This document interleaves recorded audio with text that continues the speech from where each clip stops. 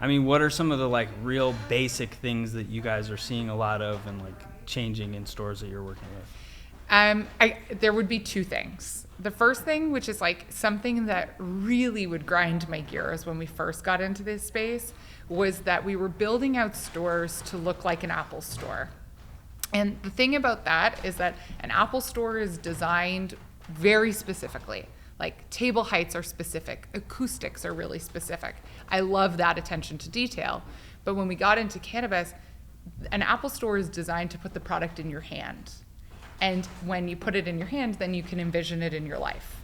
In many markets, we can't do that in cannabis because of the regulatory constraints. Right. So fundamentally, the store was being built for a product that was never going to live that way. And then the secondary piece of that also is that the buying cadence of an Apple customer is 1, maybe 2 times a year that you go into a store. Yeah. We need to create an environment where somebody is shopping like 8 to 12 times in a store. And so it just wasn't working. Yeah. And then now what we're kind of like seeing over and over and over again is that we're missing opportunities around impulse shopping. And impulse shopping can be defined by different pricing sensitivity in different markets, usually anywhere between $15 and $25. It's the product that a customer didn't necessarily intend to buy, but buys while they're in store because it is appealing to them. Right. There's a huge opportunity to drive profitability in impulse shopping, specifically when we think about like edibles, which have been like pretty impactful in a lot of stores, and placing them in the right place and just adding that transaction unit volume to the pre-existing customer purchasing rates.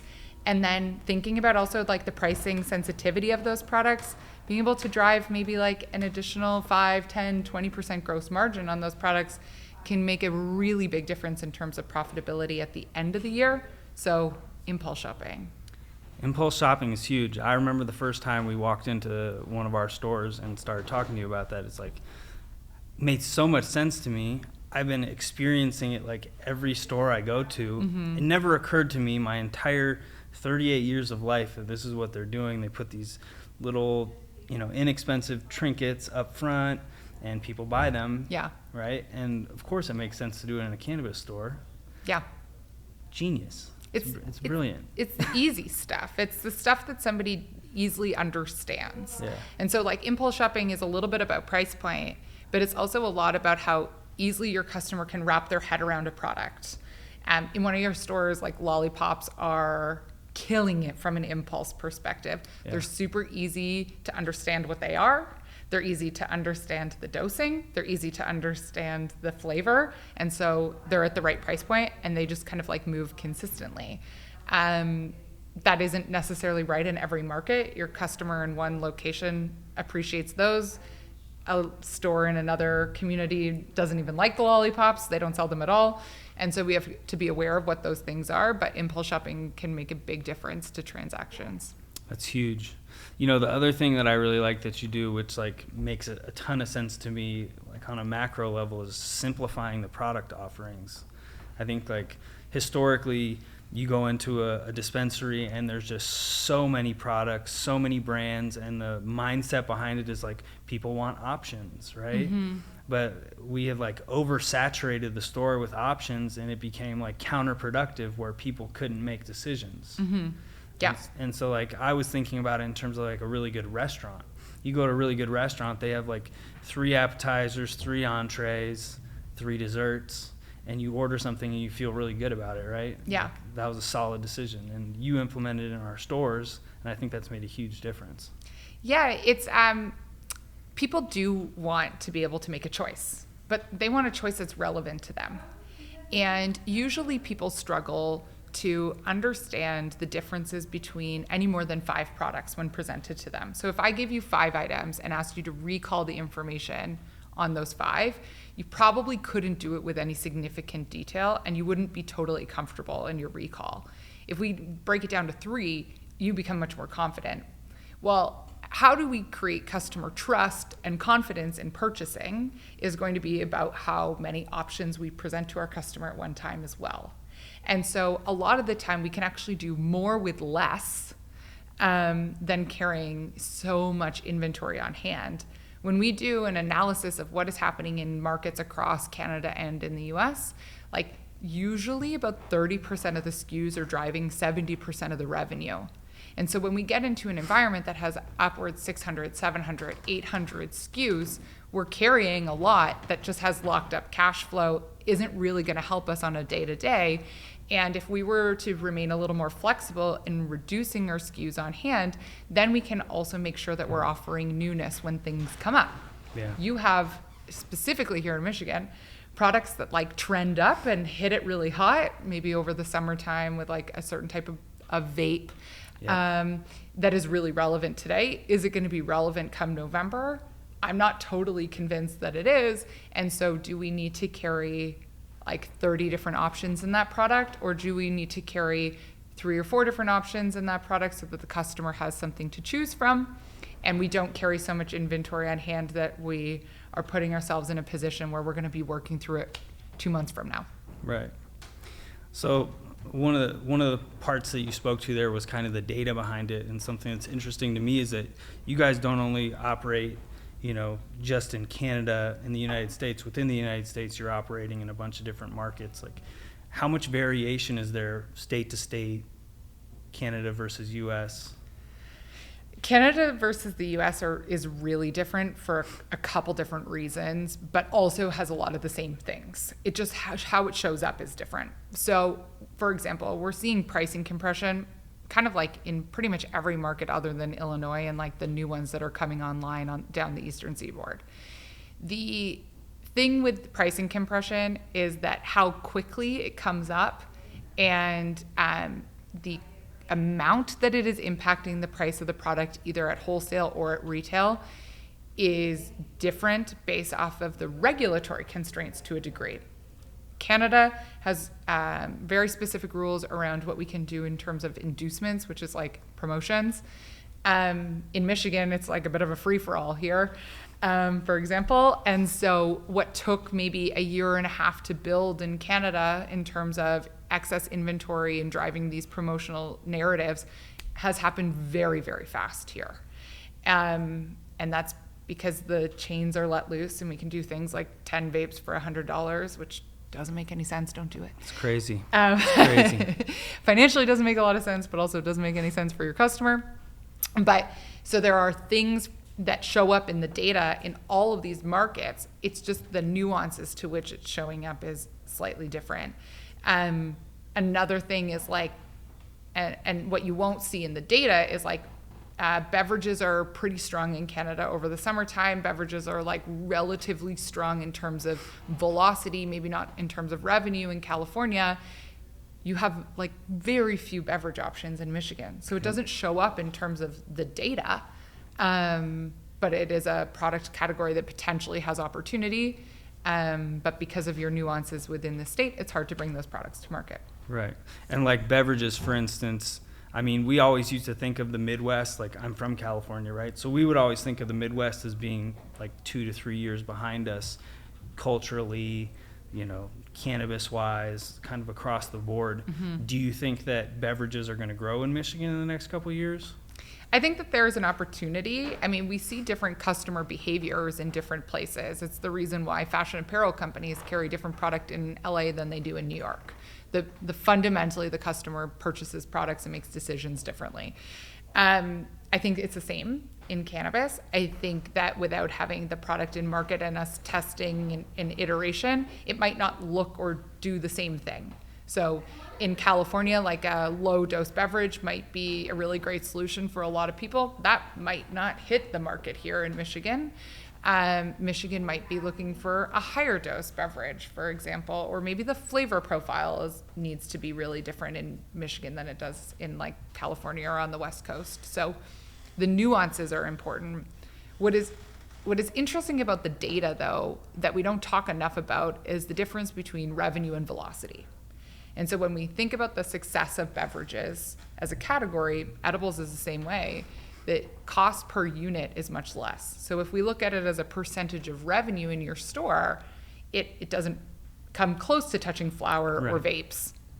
But when we look at the number of units we're moving through, it is maybe at times more than the number of units that are attached to the flower category. And so when we think about the number of customers it impacts, it's impacting potentially the same, if not more, customers in flower. And so we've got to quantify like what that means to be able to drive velocity and revenue, and that those two things are complementary, but don't necessarily mean the same thing. Yeah. Where do you get all your data from? Because I mean, this is one of the things that's really kind of been mind-blowing for me, like seeing the evolution of the industry is like everything you do is data-driven. In the legacy market, there was no data. Right. People make decisions based on, you know, their personal feelings, kind of what they're seeing in the market that's hot, and you are just like super data driven, which I think is great. It's like really been illuminating, start digging into it. So what are good platforms that people can use for data? We're really big fans of understanding POS data first. So if you have access to POS data, that's going to be like true form historical data. Right. Market level insights are also really helpful. So whether that be like nuanced to a specific community or across an entire state, platforms like Headset have been incredibly helpful for us in being able to make decisions and look at market trends. Being able to dig in on other things like Alpine and understand your local customer shopping behavior is really insightful, and where they're going with that is really cool. I think as we start to also understand better the link between what is happening online and in store, that is a big opportunity for us to get much better with data. The thing is data, for the most part in our industry right now, is historic. So it only tells us what was possible based off of what was in store. So it will never measure for us how many edibles we could have sold in a blueberry flavor if we had had them. What we need to be able to do is start to think about opportunity reporting within our own businesses and how we measure that. And so that starts to become like, how many customers walked in the door and walked back out and they didn't purchase something? How many customers are coming to our website and maybe we're not seeing the conversion in terms of an online transaction? What can we do to optimize those? So historic data has been really important. It will continue to be really important. But I think for the next maybe like section of time, as we start to kind of continue to evolve our businesses, opportunity reporting and understanding where we can pull additional revenue will come in those areas. Sure. Where'd you pick up all this retail knowledge? Obviously it doesn't come from cannabis, right? This is a new industry, and like experts are evolving. So obviously it comes from somewhere else, right? Yeah, it has. I come from a background with fashion and apparel. I had an opportunity to work for a company where they drove entrepreneurial team members. So they were looking for people to come in and really own parts of the business. And it required you to learn a lot of different areas of the business. I had really great leaders in a lot of those fashion apparel environments. And I'm obsessed with like understanding things from a why perspective. So we were just doing some research around like what are trends in flavor profiles, and understanding like why or how a trend in flavor shows up could help us better anticipate what a trend could be. And so kind of like getting into a cadence of making sure that we're keeping in touch with what is trending and where would we measure that was always a part of fashion and apparel that I hadn't seen as part of cannabis. And I think that's one of the things that help give us a bit of an edge, is that we're thinking about these best practices that were showing up in retail that we haven't started to touch yet in cannabis, for the most part. It's wild. I mean, even like if I walk into a Nordstrom's or something, to me I just see like clothes on the rack and shirts folded on a table. I never realized how much strategy it's is so behind intentional. It's so intentional. Like you guys were manipulating me, weren't you? You're getting manipulated in every well done retail environment, both from like a pricing as well as like what information is presented to you when. If you think about your experience walking into a Nordstrom, you usually walk into like beauty, sunglasses, maybe footwear. And what they're doing is setting the expectation for like price point, and then you kind of go up, and so you're exposed to products at a certain price point with a certain buying cadence that kind of like everybody needs, but probably won't be the first thing to cause you to go to the store. And then you go up through the store, you make your selection, and then potentially go back down and purchase those items. Those items often tend to be quite high in gross margin, and so there's a reason why they're there. Yeah. If you think about like Costco, Sam's Club, same thing. They expose you to TVs, electronics, diamonds. Right. Right at the front door, they're setting an expectation for price early, and they're putting like your chicken in the back corner that you need, or your eggs. Toilet paper's all the way in the back. All the way in the back, and it's to be able to pull you all the way through the store. So there are a lot of learnings that we can play or take from that kind of behavior, and understanding what drives customers to your store, how they're making decisions, to understand when we should be prompting the right information too. That's wild. Do you see like a parallel with another industry between like cannabis retail and alcohol retail, or? I actually really like beauty, which most people are like, why? The customer looks very different most of the time, and you're right. But beauty is really interesting because it's very personal. And so we have a general understanding in alcohol of like what the impact of something is. Like for the most part, everybody knows how to drink vodka, and you know what the impact of vodka is. Right. Beauty is much more complex because I might react slightly differently to it than you would, depending on what the product is. There's also a ton of science that is built into products, especially as we get outside of like drugstore brands, which are incredibly hard for the customer to wrap their head around and understand. And so I think that there are interesting parallels there. Cannabis is incredibly personal. There's the amount of science that is coming out is insane, and for the most part, our customers don't fundamentally understand all of the features or benefits of our product. And so making it easy to understand, and them understand that it's also not going to be something that maybe they'll find the perfect solution right off the bat. It might take test and iteration, is something that the customer in beauty is almost trained to do. That makes a ton of sense. Like if you go to Nordstrom, you see the ladies there, they're doing testers on people. There's probably a ton of education involved with like teaching people how to use the stuff, same as cannabis, right? So that's a very interesting kind of abstract comparison that makes like a ton of sense to me. Yeah, and when we get into actually like the business portion of it as well, super interesting. A lot of the large beauty companies will watch smaller brands be developed and acquire them into their portfolio, and then operate their logistics to be able to drive maybe the cost of goods down on the product, but then really create something from a brand that has real traction and a voice with the customer. We're seeing the same thing in cannabis, is that people are building these brands that have a lot of traction with the customer, potentially being acquired by a larger group to realize some efficiencies. But they're needing that like boots on the ground, really in touch with the customer, that is notoriously really hard to build in a larger company. Yeah, absolutely. That makes a ton of sense. So what do you guys do like on the brand side of things? On the brand side, we'll take a look at like forecasting, understanding what we're bringing to market, and a strategy to roll that out into retail environments.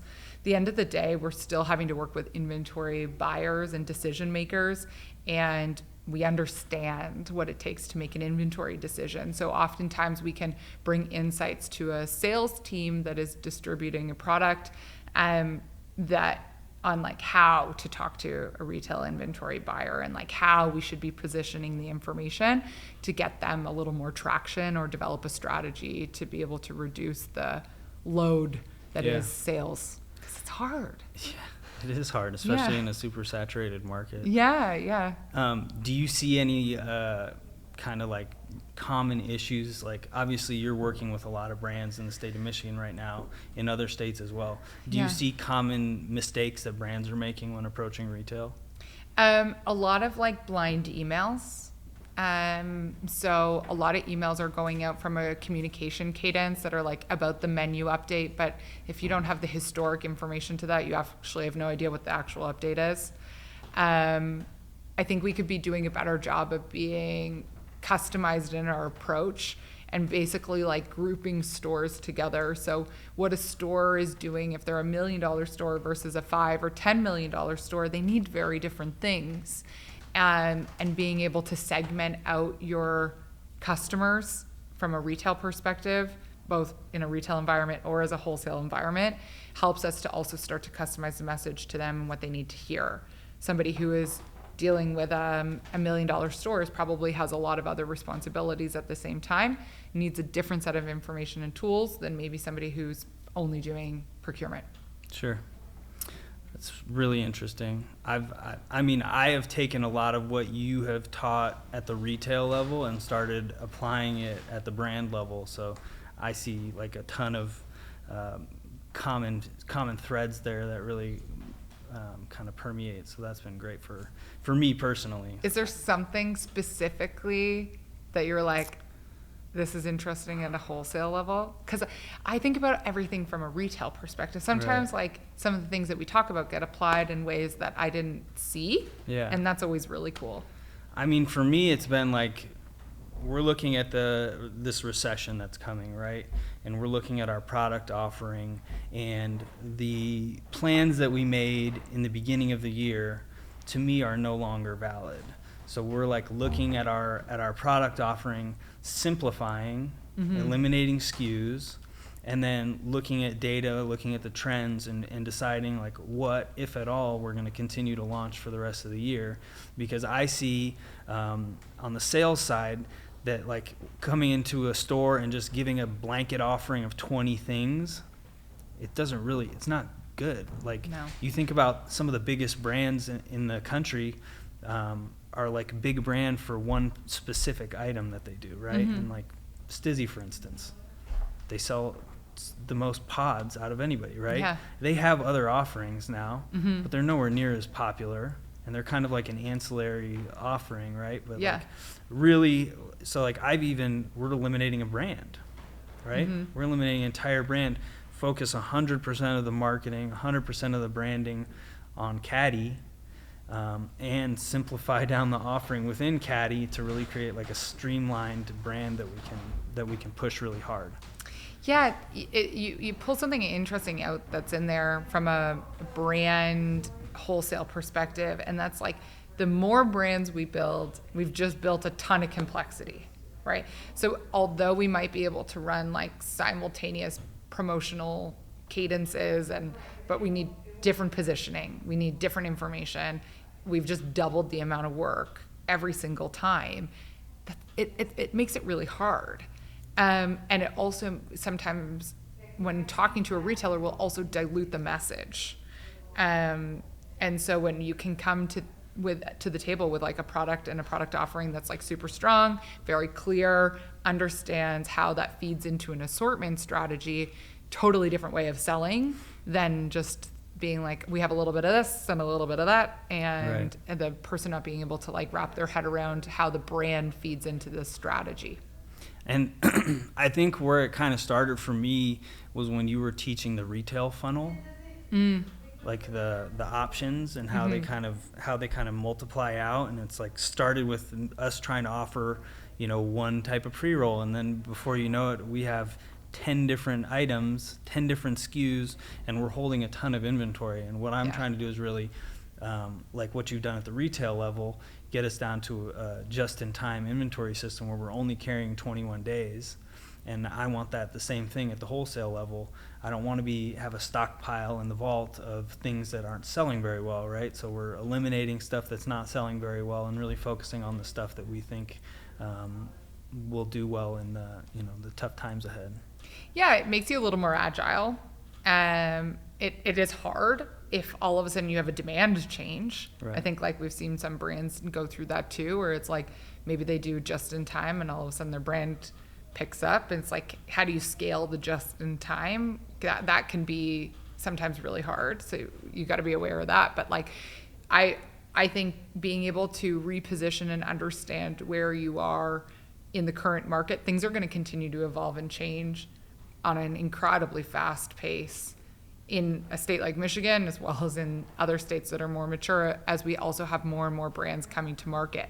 And so it's important to be able to say, we need to like adjust or go in deeper in this one product than having a wider assortment. So it's like going specific and deep as opposed to going wide and kind of shallow with what we're offering. No, that makes a ton of sense to me. Deep versus wide. And I don't know if you don't want to talk about this, we can always edit this part out. But we did a consumption event here, a month and a half ago, and you offered a bunch of great insight to me. And so I'm like really impressed that you not only know so much about retail and branding, but then also like event planning. And then earlier today, you told me that you guys are working with Hall of Flowers. Yeah. So maybe you can kind of elaborate on what you guys are doing there. Yeah, I mean, I didn't know anything about events until I started working with the Hall of Flowers team. So like shout out to them because they've taught me everything I know. No. We saw this opportunity where we needed to close the communication gap between retailers and brands in a market like Canada, where you have a wholesaler in the middle, but to be able to drive velocity at the store level, the bud tenders, the inventory assortment teams, they all still need to understand the features and benefits of products. So we're like, how do we do that? Hall of Flowers seemed like a really great opportunity. When I was in California, I was like, this is innovative. This is helping close that communication gap pretty quickly. And there are definitely follow-up pieces, but if we can facilitate a lot of relationships in a snap, then let's do it. So yeah, we said, I followed the CEO of Hall of Flowers around for a Hall of Flowers, and was like, please pay attention to me. He finally did, and I'm so thankful because we have the event on September 13th and 14th in Toronto, which will be the first time that Hall of Flowers has left and run its own full event outside of California. That's awesome. Yeah, it's Congratulations. Cool. Yeah, no, it's super cool. That team is incredibly cool. Were you following around like in person, or were you following around online? Both. Both? Yeah. A little tenacity gets you a long way, I think. It absolutely does. There was a little bit of like online in anticipation and like following up via email, but then also kind of being his personal stalker at the Hall of Flowers event that we went to the first time. Yeah, you heard it, guys. Creepy, don't creepy stalk people, uncreepy stalk people. Yeah. I guess I was uncreepy about it. I don't know. I can't picture you being creepy about it. So I think consistent. I will say. Consistent, persistent. Those are. I mean, that's the only way to get things done. Like vying for people's attention. I know for myself personally, I get like tons of messages from vendors on LinkedIn, and I'll ignore like the first 3 or 4. But at the 4th, I start replying to people, even if it's just so that they stop messaging me. Yeah, right? it's like, please go away. Yeah. But it's like, hey, I'm going to message you until you acknowledge that I exist. Yeah. Right? And he acknowledged that you exist. Yeah. And now you did a deal with him. And here we are, yeah. That's awesome. Talk about LinkedIn, because I really, like, obviously we got in contact through LinkedIn, and then Ben Zinga. And I have really enjoyed the content that you put on LinkedIn. I think it's really valuable for people who are in cannabis retail. So if you ever have any second thoughts about like the videos you're doing, don't, because they're great.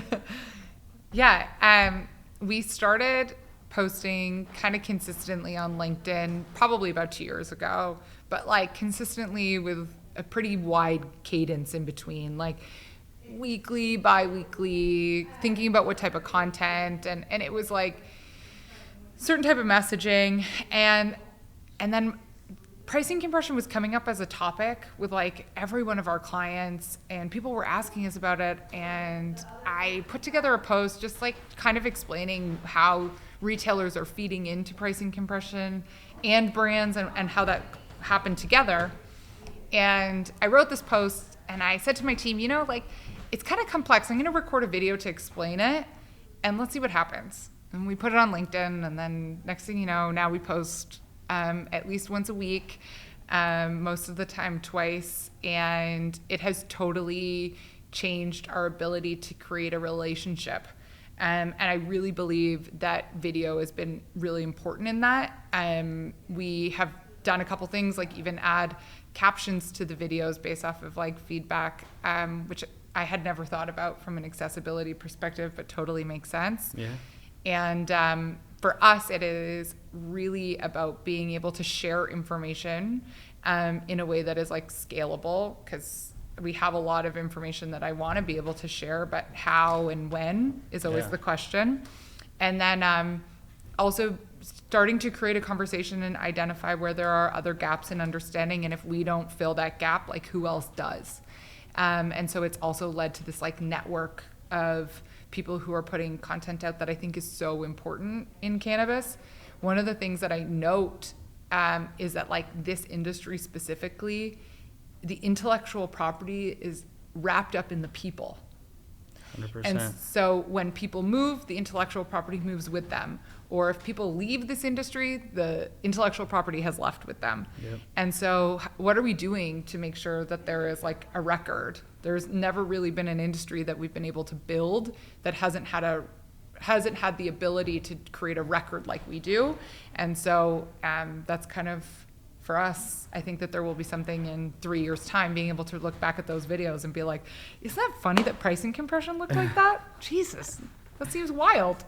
I mean, you could watch your LinkedIn posts and quasi figure out how to run a store. So. Well, cool. Yeah. Love that. I mean, obviously it's a little bit more sophisticated than that, but like, I mean, the stuff you put up there is extremely helpful for retailers. I'm sure it gets you other customers, right? Other clients. Yeah, it has been our like first effort to be able to, for somebody to identify and say like, I'm either experiencing something like that, or I have this showing up in my business, but I don't know how to solve it, or the things that we have done to solve it haven't worked so far. So where else can we go? And so just making sure that people are aware of like what we're thinking about has been incredibly helpful for our business. Yeah. Do you see your business as scalable? Do you plan to grow it? Where are you taking this thing? Yeah, I want to take it and grow it for sure.